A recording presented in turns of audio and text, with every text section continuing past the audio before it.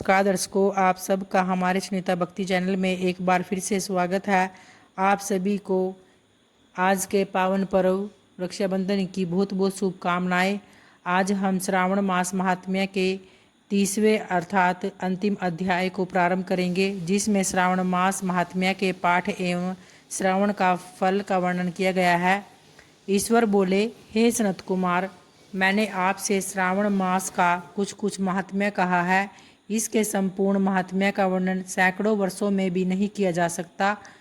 मेरी इस कल्याणी प्रिया सती ने दक्ष के यज्ञ में अपना शरीर दग्ध करके पुनः हिमालय की पुत्री के रूप में जन्म लिया।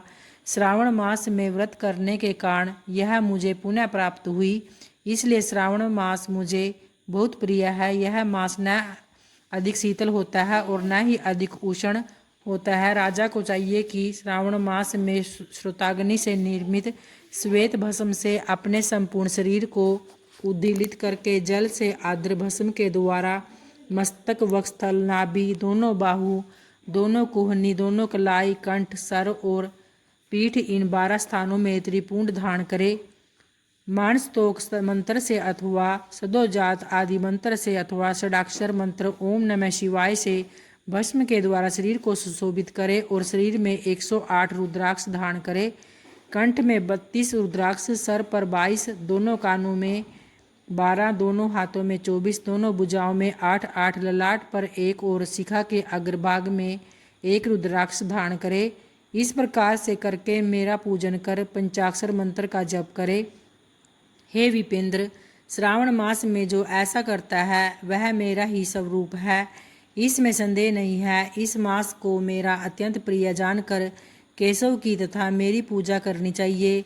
इस मास में मेरी अत्यंत प्रिय तिथि कृष्णाष्टमी भारत के पश्चिम प्रदेशों में युगादि तिथि के अनुसार मास का नामांकन होता है। अतः श्रावण कृष्ण अष्टमी को भाद्रपद अष्टमी पड़ती है। उस दिन भगवान श्री हरि देवकी के गर्भ से उत्पन्न हुए थे। हे सनत कुमार, यह मैंने आपको संक्षेप में बताया है। अब आप और क्या सुनना चाहते हैं? सनत कुमार बोले, हे पार्वती पते, आपने श्रावण मास का जो जो कृत्य कहा उन्हें सुनकर आनंद सागर में निमग्न रहने के कारण और उनका वर्णन विस्तृत होने के कारण व्यवस्थित रूप से स्मृति नहीं बन पाई। अतः हे नाथ, आप क्रम से सबको यथार्थ रूप से बताइए। सावधानी से सुनकर मैं भक्ति पूर्वक उन्हें धारण करूँगा। तो इस पर ईश्वर बोले, हे सनत कुमार, श्रावण मास की शुभ अनुकर्मणिका को आप सावधान होकर सुनिए। सर्वप्रथम सोनक का प्रश्न, तत्पश्चात सूत जी का उत्तर, श्रोता के गुण, आपके प्रश्न, श्रावण की व्युत्पत्ति, उसकी स्तुति, पुनः हे मुने आपका विस्तृत प्रश्न, इसके बाद नाम कथन सहित आपके द्वारा की गई मेरी स्तुति, फिर क्रम से उद्देश्यपूर्वक मेरा उत्तर, पुनः आपका विशेष प्रश्न, उसके बाद नक्त व्रत की विधि, रुद्राभिषेक कथन, इसके बाद लक्ष्य पूजा विधि, दीपदान, फिर किसी प्रिय वस्तु का परित्याग, पुनः रुद्राभिषेक करने तथा पंचामृत ग्रहण करने से प्राप्त होने वाला फल, इसके बाद पृथ्वी पर शयन करने तथा मौन व्रत धारण करने का फल, तत्पश्चात मासोपवास में धारण पारणा की विधि, इसके बाद सोमाख्यान में लक्ष्य रुद्रवर्ती विधि, पुनः कोटिलिंग विधान, इसके बाद अनुदन नामक व्रत कहा गया है। इसी व्रत में हविष्यान ग्रहण, पत्तल पर भोजन करना, शाक त्याग, भूमि पर शयन करना, प्रातः स्नान और दम तथा सम का वर्णन, उसके बाद स्फीटक आदि लिंगों में पूजा, जप का फल, उसके बाद प्रदक्षिणा नमस्कार, वेद पारायण, पुरुषसूक्त की विधि, उसके बाद ग्रह यज्ञ की विधि, रवि सोम मंगल के व्रत विस्तार पूर्वक वर्णन, पुनः बुध गुरु का व्रत और अश्वत्थ का पूजन, ये सब कहे गए हैं। उसके बाद रोटक व्रत का महात्म्य, उदुम्बर व्रत, स्वर्ण गौरी व्रत, दुर्वा गणपति व्रत, पंचमी तिथि में नाग व्रत, षष्ठी तिथि में सुपोधन व्रत, इसके बाद शीतला सप्तमी नामक व्रत, देवी का पवित्र आरोपण, इसके बाद दुर्गा कुमारी की पूजा, आशा व्रत, उसके बाद दोनों एकादशियों का व्रत, पुनः श्री हरि का पवित्र आरोपण, पुनः त्रयोदशी तिथि को कामदेव की पूजा, उसके बाद शिव जी का पवित्र धारण, पुनः उपाक्रम, उत्सर्जन तथा स्वर्ण क्रम, इसका वर्णन किया गया है।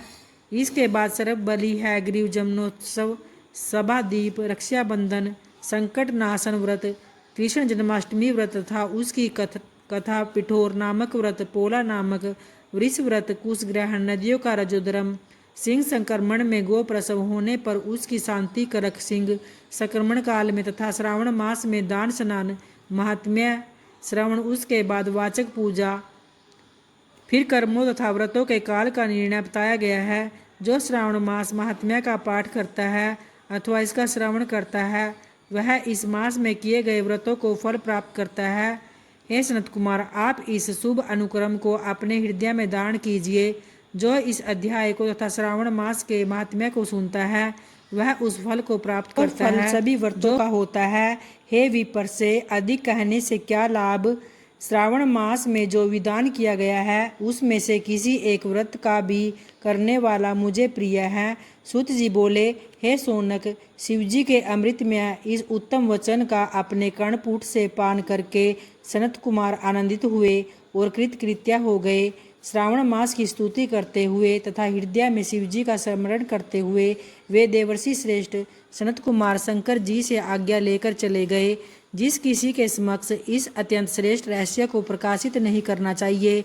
हे प्रभु, आपकी योग्यता देखकर ही मैंने इसे आपसे कहा है। तो इस प्रकार श्री स्कंद पुराण के अंतर्गत ईश्वर सनत कुमार संवाद में श्रावण मास महात्म्य में अनुक्रमणिका कथन नामक 30वां अध्याय पूर्ण हुआ। तो भक्तों, प्रेम से बोलिए भगवान भोलेनाथ की जय, माता पार्वती की जय। भक्तों, आज हम श्रावण मास महात्म्य के सभी अध्यायों को पूर्ण कर चुके हैं। भगवान भोलेनाथ की अनुकंपा आप और आपके समस्त परिवार पर ऐसे ही बनी रहे।